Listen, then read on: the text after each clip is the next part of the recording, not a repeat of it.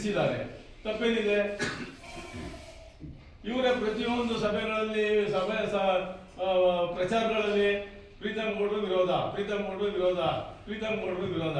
ಯಾಕಪ್ಪ ಪ್ರಚಾರ ಮಾಡ್ತಾ ಇದ್ದೀರಿ ನೀವು? ಹಾಗೆ ಪ್ರೀತಮ್ ಗೌಡ್ರು ಕಂಡು ಅಷ್ಟೊಂದು ಭಯನ ನಿಮಗೆ? ಲಿಂಗೇಶ್ ಅವರು ಮುಂದುವರೆದು ಹೇಳ್ತಾರೆ, ಕಾಂಗ್ರೆಸ್ಸಿಗೆ ಪ್ರೀತಮ್ ಗೌಡ್ರು ಕಾಲಿಟ್ಟಿದ್ದಾರೆ, ಒಂದು ಕಾಲು ಆಚೆ ಹಾಕಿದ್ದಾರೆ. ಪ್ರೀತಮ್ ಗೌಡ್ರು ಬಿಜೆಪಿಯ ರಾಜ್ಯ ಪ್ರಧಾನ ಕಾರ್ಯದರ್ಶಿಗಳು, ಅವ್ರಿಗೆ ಅವರದೇ ಆದಂತ ಜವಾಬ್ದಾರಿಯನ್ನು ಕೊಟ್ಟಿದ್ದಾರೆ ಪಕ್ಷ. ಅದೇ ರೀತಿ ಇಡೀ ರಾಜ್ಯದಲ್ಲಿ ಹಗಲು ರಾತ್ರಿ ಅವರು ಪಕ್ಷಕ್ಕಾಗಿ ದುಡಿತಾ ಇದ್ದಾರೆ, ಶ್ರಮಿಸ್ತಾ ಇದ್ದಾರೆ. ಅವ್ರಿಗೆ ಅವರು ಕಾಂಗ್ರೆಸ್ ಹೋಗುವಂತ ಗ್ರಾಚಾರ ಏನು ಬಂದಿಲ್ಲ, ಅವ್ರಿಗೆ ಅಂತ ಪರಿಸ್ಥಿತಿ ಏನಿಲ್ಲ.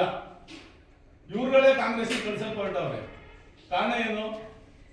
ಎಲ್ಲಿ ಬೇರೊಬ್ಬ ಒಕ್ಕಲಿಗ ನಾಯಕ ಬೆಳೆದ್ಬಿಡ್ತು ನಾವು ಹಾಸನ ಜಿಲ್ಲೆಯಲ್ಲಿ, ಅದನ್ನ ತೆಗಿಬೇಕು ಅನ್ನೋ ತಂತ್ರಗಾರಿಕೆ ಇದು.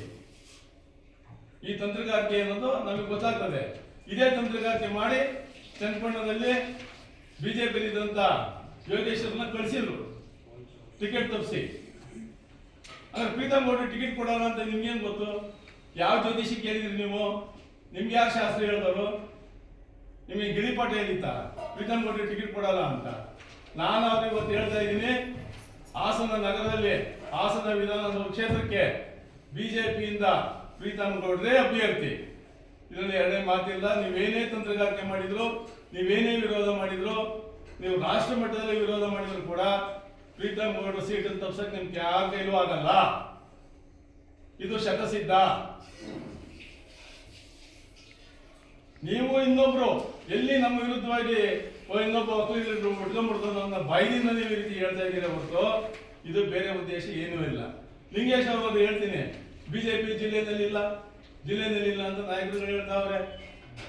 ಲಿಂಗೇಶ್ ಅವರು ಚುನಾವಣೆಯಲ್ಲಿ 2023ರಲ್ಲಿ 3ನೇ ಸ್ಥಾನಕ್ಕೆ ಹೋದ್ರು, ಅದು ಗೆದ್ದದ್ದು ಬಿಜೆಪಿ ಇಲ್ಲ ಅಂತ ನೀವು ಹೆಂಗೆ ಹೇಳ್ತೀರಿ? ಲಿಂಗೇಶ್ ಅವರೇ 3ನೇ ಸ್ಥಾನದಲ್ಲಿ ಇದ್ದೀರಿ ನೀವು ಹೇಳ್ತಾ ಇದ್ದೀರಿ ಪ್ರೀತಮ್ ಗೌಡ್ರು ಕಾಂಗ್ರೆಸ್ ಹೋಗ್ತಾರೆ ಅಂತ. ಅಂದ್ರೆ ನೀವು ಯಾರ ಮನೆ ಬಾಗಿಲು ಹೇಳ್ತೀರಿ? ಹಾಲಿ ಶಾಸಕರ ಜಾಗದಲ್ಲಿ ಕೊಡಲ್ಲ ಅಂದ್ಮೇಲೆ ಅವ್ರ ಉದ್ದೇಶ ಸ್ವರೂಪ ಅವರಲ್ಲಿ ಹಾಲಿ ಶಾಸಕರು, ಹಂಗಾಗಿ ಪ್ರೀತಮ್ ಗೌಡ್ರು ಸೀಟ್ ಸಿಗಲ್ಲ ಅಂತ ನೀವೇ ಹೇಳ್ಕೊಂಡ್ ಬರ್ತಾ ಇದ್ದೀರಲ್ಲ.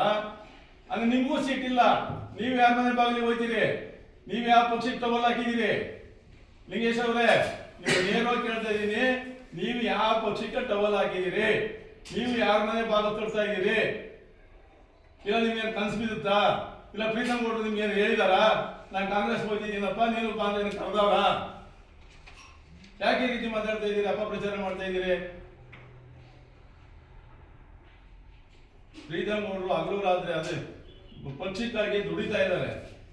ಅವ್ರನ್ನ ವರ್ಗಾದ ಸ್ವತಂತ್ರವನ್ನು ನೀವು ಮಾಡ್ತಾ ಇದ್ದೀರಿ ಹೊರತು ಪ್ರೀತಮ್ ಗೌಡ್ರು ಯಾವುದೇ ಕಾರಣಕ್ಕೂ ಬಿಜೆಪಿಯನ್ನ ಬರೆಯಲ್ಲ, ಬಿಡಲ್ಲ. ಹಗಲು ರಾತ್ರಿ ಪಕ್ಷದ ಸಂಘಟನೆಗಾಗಿ ದುಡಿತಾ ಇದ್ದಾರೆ. ಮುಂದೆ ಅವರಿಗೆ ಈ ವಿಧಾನಸಭಾ ಕ್ಷೇತ್ರದಲ್ಲಿ ಟಿಕೆಟ್ ಸಿಗೋದು 100ಕ್ಕೆ 100ರಷ್ಟು ಸತ್ಯ. ಈ ಭ್ರಮೆನ ನೀವು ಬಿಡಬೇಡಿ. ಇನ್ನೊಬ್ಬರ ಮೇಲೆ ಗೋಬೆ ಕೊಡ್ಸಂತ ಕೆಲಸನ ನೀವು ಮಾಡಬೇಡಿ. ನಿಮ್ ಕ್ಷೇತ್ರ ನೀವು ನೋಡ್ಕೊಳ್ಳಿ. ನಿಮ್ಮ ಕ್ಷೇತ್ರದಲ್ಲಿ ಕಾಂಗ್ರೆಸ್ಗಳ ಲೀಡ್ ಬಂದಿದೆ, ಅದನ್ನು ಮರೆಮಾಚಿ ಪ್ರೀತಮ್ ಗೌಡ್ರ ಮೇಲೆ ಯಾಕೆ ಹೇಳ್ತೀರಿ ಸುಳ್ಳ?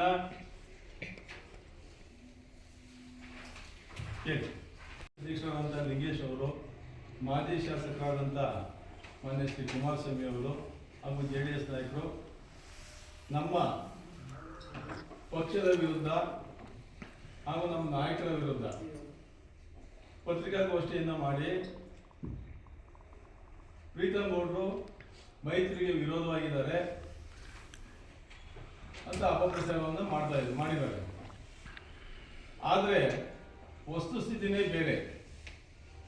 ನಮ್ಮ ಪಕ್ಷದ ರಾಜ್ಯಾಧ್ಯಕ್ಷರಾದಂಥ ಮಾನ್ಯ ಶ್ರೀ ವಿಜೇಂದ್ರ ಅವರು ಬರ್ತಕ್ಕಂಥ ಸ್ಥಳೀಯ ಸಂಸ್ಥೆ ಚುನಾವಣೆ ನಿಮಿತ್ತ ಆಯಾ ಜಿಲ್ಲೆಗಳಲ್ಲಿ ಸಂಘಟನೆಯನ್ನು ಮಾಡಿ ಕ್ಷೇತ್ರವಾರು ಸಭೆಗಳನ್ನು ನಡೆಸಿ ಕಾರ್ಯಕರ್ತರನ್ನ ಹುರಿದುಂಬಿಸಬೇಕು, ಕಾರ್ಯಕರ್ತರನ್ನ ಒಗ್ಗಟ್ಟಾಗಿ ಕೆಲಸ ಮಾಡೋದಕ್ಕೆ ಒಂದು ಸಭೆಯನ್ನು ನಡೆಸಿ ಅವರಿಗೆ ಮಾಹಿತಿಯನ್ನು ಕೊಡಬೇಕು ಅನ್ನೋ ಉದ್ದೇಶದಿಂದ ದಿನಾಂಕ 7ನೇ ತಾರೀಕು ಅಶೋಕ ಹೋಟೆಲ್ನಲ್ಲಿ ಕ್ಷೇತ್ರವಾರು ವಿಧಾನಸಭೆಯವಾರು ಎಲ್ಲ ಪಕ್ಷದ ಪದಾಧಿಕಾರಿಗಳನ್ನ ಹಾಗೂ ಕಾರ್ಯಕರ್ತರನ್ನ ಸೇರಿಸಿ ನಮ್ಮ ರಾಜ್ಯ ಪ್ರಧಾನ ಕಾರ್ಯದರ್ಶಿಗಳ ನಾಯಕತ್ವದಲ್ಲಿ ರಾಜ್ಯದಿಂದ ವೀಕ್ಷಕರಾಗಿ ದತ್ತಾತ್ರೇಯರವರು, ಶ್ರೀ ಲಕ್ಷ್ಮೀ ಅಶ್ವಿನ್ ಗೌಡರವರು,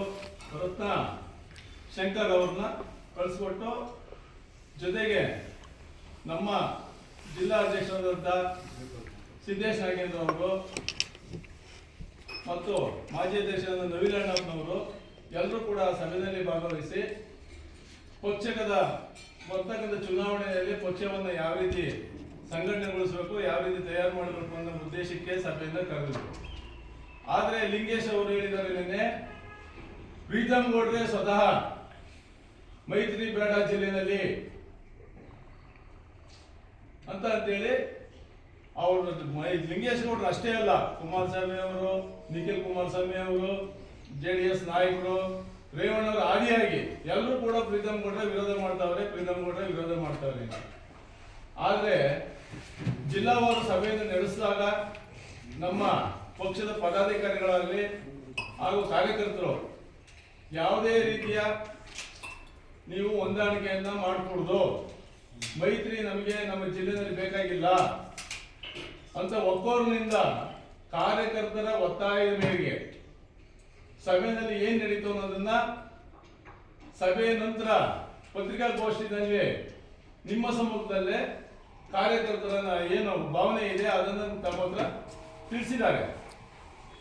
ಇದನ್ನ ತಪ್ಪಾಗಿ ತಿಳಿದು ಪ್ರೀತಮ್ ಗೌಡ್ರೆ ಅಡ್ಗಾಲ ಹಾಕ್ತವ್ರೆ ಮೈತ್ರಿಗೆ ಅನ್ನೋ ದೃಷ್ಟಿಯಿಂದ ಪ್ರೀತಮ್ ಗೌಡ್ರ ವಿರುದ್ಧ ಅಪಪ್ರಚಾರವನ್ನು ಮಾಡ್ತಾವ್ರೆ. ಜೊತೆಗೆ ಹಿಂದೆ ನಡೆದಂತ ಲೋಕಸಭಾ ಚುನಾವಣೆಯಲ್ಲಿ ಪ್ರೀತಮ್ ಗೌಡ್ರೆ JDS ಸೋಲಿ ಕಾರಣ ಅನ್ನೋದನ್ನ ಪ್ರತಿ ದಿನ ಬಿಂಬಿಸ್ತಾ ಇದ್ದಾರೆ ಪತ್ರಿಕೆಗಳ ಮುಖಾಂತರ, ಸಭೆ ಸಮಾರಂಭಗಳಲ್ಲಿ, ಅವರ ಪಕ್ಷದ ಕಾರ್ಯಕ್ರಮಗಳಲ್ಲಿ. ನಾನಾದ್ರೂ ಕೇಳ್ತೀನಿ, ಪ್ರೀತಮ್ ಗೌಡ್ರು ಒಬ್ಬ ಮಾಜಿ ಶಾಸಕರು, ಲೋಕಸಭಾ ಚುನಾವಣೆಯಲ್ಲಿ ಅವರು ಮಾಜಿ ಶಾಸಕರಾಗಿದ್ದಂಥವ್ರು, ಹಾಸನ ನಗರಕ್ಕೆ ಸೀಮಿತವಾಗಿದ್ದಂಥವ್ರು ಅವರು.